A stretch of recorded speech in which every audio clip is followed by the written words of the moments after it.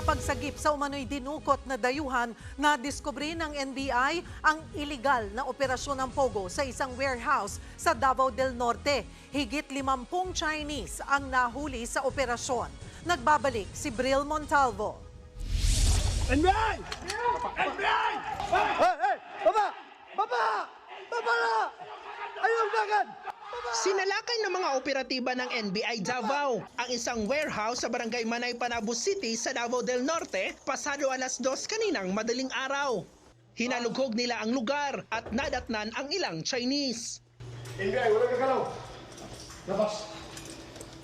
Pakay nilang sagipin ang isang babaeng dayuhan na dinukot daw ng mga Chinese. Pero hindi siya naabutan sa warehouse.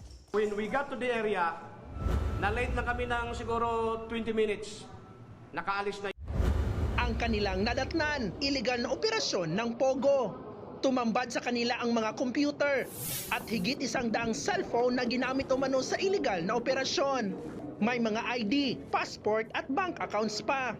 Ayon sa NBI, 55 Chinese, 3 Malaysian at 1 Pinay ang nahuli. Nakatakdang ipa-deport ang mga dayuhan. Ang Pinay, itinangging may kinalaman siya sa illegal na Pogo. Pumunta po ako dun sa boyfriend ko.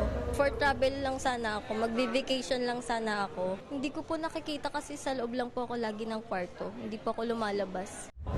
Tikom naman ang isa sa mga Chinese. Anong ginagawa niyo sa warehouse? Hindi alam yan. May nakumpiska ring 2 shotgun na hindi lisensyado at mga pamalo at posas. Inaalam na kung may torture bang nagaganap sa warehouse na pagmamay-ari umano ng Jinsing International na 3 buwan pa lang nag-ooperate.